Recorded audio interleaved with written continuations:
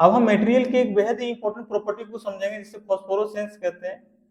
कुछ ऐसे पदार्थ होते हैं जिस पर हाई फ्रीक्वेंसी और लो वेवलेंथ की प्रकाश गिरा जाती है, तब उस मटेरियल से लो फ्रीक्वेंसी और हाई वेवलेंथ के प्रकाश उत्सर्जित होने लगता है, और जब प्रकाश स्रोत हटा दिया जाता है फिर भी उस मटेरियल से प्रकाश उत्सर्जित होती रहती है। इसी घटना को कहते हैं हम लोग फॉस्फोरेसेंस। इस प्रक्रिया में हमेशा जो प्रकाश स्रोत होना चाहिए, प्रकाश जो गिरना चाहिए, ये हाई फ्रीक्वेंसी की होनी चाहिए प्लस लो वेवलेंथ का होना चाहिए। और इस प्रक्रिया में जो प्रकाश इमिट होती है, निकलती है, इसकी फ्रीक्वेंसी लो होती है, लो फ्रीक्वेंसी होती है, प्लस में हाई वेवलेंथ होता है। ऐसी घटना को कहते हैं फॉस्फोरेसेंस या स्फुरदीप्ति। इस घटना में होती क्या है, जो ये मटेरियल है, जब भी प्रकाश की किरण इस मटेरियल पे पड़ती है तो इस मटेरियल के जो इलेक्ट्रॉन होते हैं, इलेक्ट्रॉन है, ये इलेक्ट्रॉन लो एनर्जी स्टेट से हाई एनर्जी स्टेट में चले जाते हैं,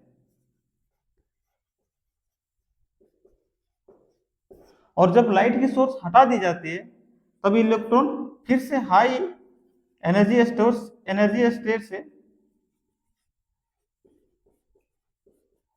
लो एनर्जी स्टेट में चले जाते हैं। और इस प्रक्रिया में हाई एनर्जी स्टेट से लो एनर्जी स्टेट में जाने के दौरान इलेक्ट्रॉन लाइट को इमिट करता है, यानी कि प्रकाश को उत्सर्जित करता है। इसी कारण फॉस्फोरेसेंस या स्फुरदीप्ति की घटना दिखाई देती है। इसी घटना के कारण, मटेरियल की इसी प्रॉपर्टी के कारण, रास्ते के किनारे जो साइन बोर्ड लगी रहती है वो चमकती हुई दिखाई देती है। आप देखे होंगे घड़ी की जो सुई होती है, यदि उस पर थोड़ा सा भी प्रकाश पड़े तो सुई चमकने लगता है। या फिर जो बड़े बड़े भवन होते हैं उसके एंट्री और एग्जिट गेट में जो लिखे होते हैं, ये भी इसी फॉस्फोरेसेंस की घटना पर आधारित होते हैं, यानी कि इस घटना को दिखाने वाले मटेरियल का प्रयोग किया जाता है। और फॉस्फोरेसेंस की घटना दिखाने वाले कुछ मटेरियल हैं, जैसे जिंक सल्फाइड, ये फॉस्फोरेसेंस की घटना दिखाई देता है। कैल्शियम सल्फाइड ये भी दिखाई देता है।